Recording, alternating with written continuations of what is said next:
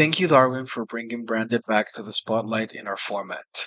Disclaimer. Now, in this video, I am not criticizing Darwin Nabaz' build, as it proved to be very successful in a large stage, but maybe it having the same success in a different environment, like another country or continent, my locals, or even my country's regionals or nationals, is a different story. Each Branded player is different, and we have lots of ideas to add. One of the things I like the most about Branded is a large combo web that it can build, and the even crazier fact that it all can be viable in different metas. Success is determined by a lot of factors. The most important for me are the current local meta, build, and skills you have with it, and the Yugioh factor. Without further ado, let's get into the video. Game 1 seems like a hard brick hand for Darwin. It's very difficult to see his hand because of the camera angle from the broadcast, but all I've got to say about it is that he didn't have any card to bait in or even play at all. All it took was one interruption and the deck was done. Now, when you brick, but you would be surprised with the times I thought I had bricked with my Branded deck, and it turns out I was actually able to interact with my opponent's deck and even manage to create advantage, mostly during my opponent's turn. Now this usually translates into running through the Despia, Yugioh, or Nadir lines, which mean that you set your field and graveyard for interactions during the next turn based on what the opponent does and taking advantage of their choke points. So that is one skill every Branded player should master first, playing during the opponent's turn, and that always requires setup. My problem with not being able to resolve Branded Fusion and then passing the turn as a Branded player is that it adds to the narrative that if you don't resolve Branded Fusion, your deck is useless. We have all heard it, and that is simply not true. Just as the commentators mentioned during stream. So Darwin definitely has been piloting Branded for long enough. He should be able to know when to kind of, as I mentioned previously through round 3, not to rely on Branded Fusion as much. I even dare to say he should have tributed cards from hand instead of just tributing his own monster, because of how resourceful Yugioh is. It's a top deck to beat right now, and Branded can actually go toe to toe with it even without hand traps or additional support. I'll make sure to discuss this further in upcoming videos, but I got an example of a Yugioh matchup in my channel, so go check it out. Game 2, it's Darwin's start, and he kicks things off with a majestic fusion deployment into Branded opening, discarding Tragedy as if he was covering up from the poor performance of Game 1. He goes all out on Game 2, so if Corey has any interactions, Darwin is forcing him to use them now, or else he will be left behind and in big trouble. Darwin chooses to send Branded in high spirits to the graveyard as for the effect of Guiding Quem, which I haven't gotten to figure it out yet, because I think the logic behind this play is to add high spirits at the end of the turn to use it as a discard for next turn, maybe when special summoning an Albus, or cost for super polymerization, or even Branded opening. I'll tell you more about this by the end of Darwin's turn. Let's move on with the action. So we go to the one thing that we all expected, Ash Blossom on Branded Fusion. It's not a secret here that this play is the one that you always have to do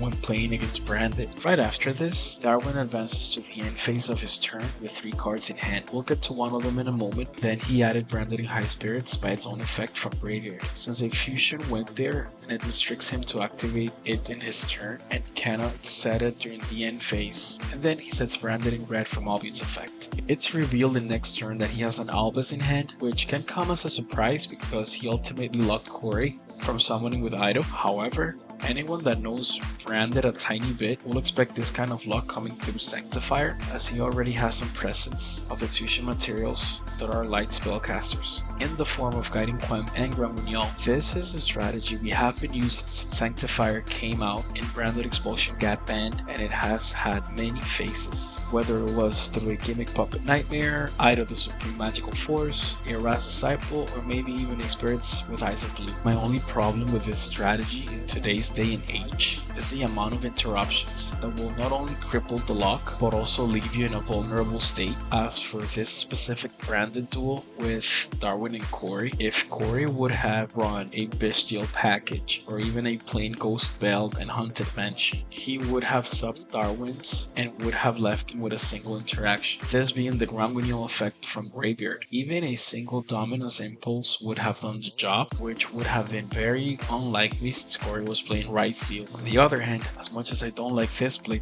to be consistent with the current format, specifically for game 2 or 3 where the opponent has a chance to cycle in his side deck strategy, Darwin made sure of go undefeated for 8 rounds against Malice twice, Blue Eyes, Spit Bestial, Christian twice, even Melodious and Right Seal twice. So this strategy is still viable in today's day and age. The key factor to keep in mind are: number 1, the meta of the tournament. That varies by place or culture, like the amount of tier 0, tier 1, tier 2, rogue and sub-rogue decks.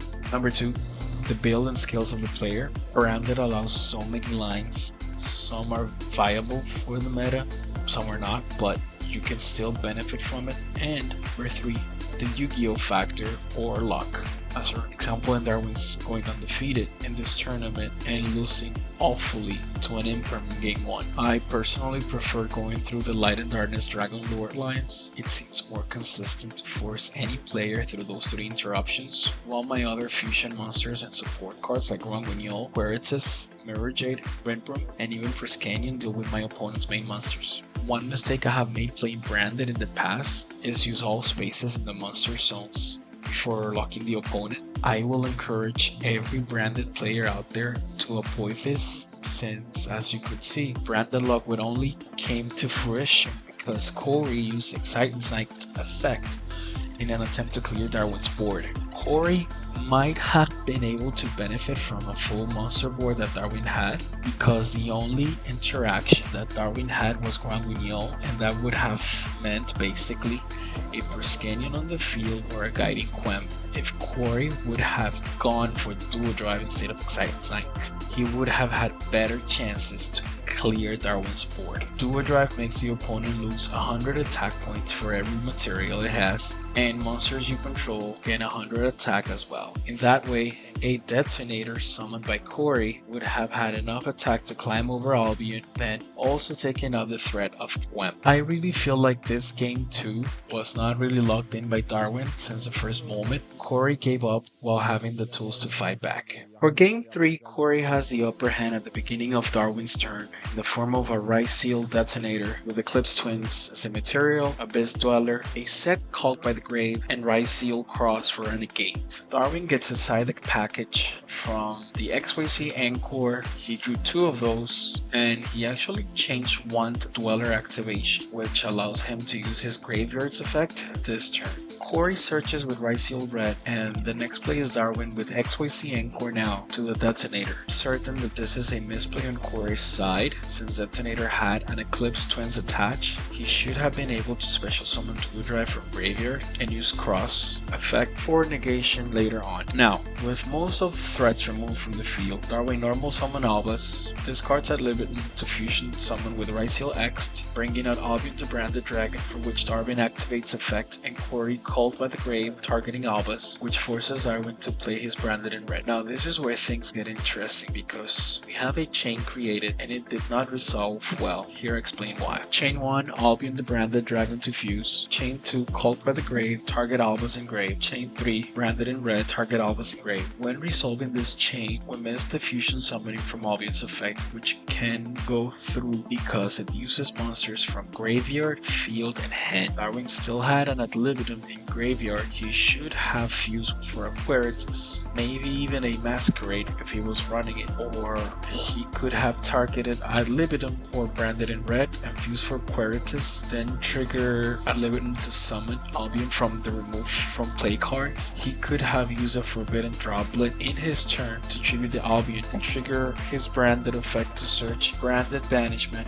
or even his second Branded in red, or even Branded Opening to get a better follow-up next turn. Queritus would have given him a different interaction power during Corey's turn. and could even use branded banishment to take out Duo Drive when fusing Queritus with Albion and Duo Drive. I think the plays were there. I'm not sure what was Darwin's thought process, but I think he could have had way more interaction power than just a simple Forbidden Droplet over a Mirror Jade tribute. One other thing to add is that Corey had an Ash Blossom that he uses on Albion to brand the dragon. This is for sure the best play Darwin had, and he had no way to know Corey had an Ash. Sometimes it's better to send Rimbrum for Mirror Jade to set up a next turn early. It all depends on the matchup though. It was a tough situation. We don't get to see Darwin's other cards in hand, and he didn't use them, so for safe, we will assume they were useless bricks. I cannot emphasize enough how big this Darwin performance was, and I just wanted to point out opportunities to fellow branded players. There is always a reason to why each branded pilot plays the way they do, and the way I do it may not be the way that suit anyone the best. So once again, thank you to Darwin for letting everybody know that branded is still a threat, and I will keep doing my part as well on that. This video is coming many days later than what I wished for, as my grandma was getting knee replacement surgery last week. She is doing amazingly, and I'm so happy that went well. Thank you so much for watching, and a big shout out to TSG Anime, from which I drew inspiration for doing replays and analysis. If you like this breakdown for branded plays, smash the like button and subscribe for more breakdowns. This was Branded Player 23, and I will see you guys in the next one.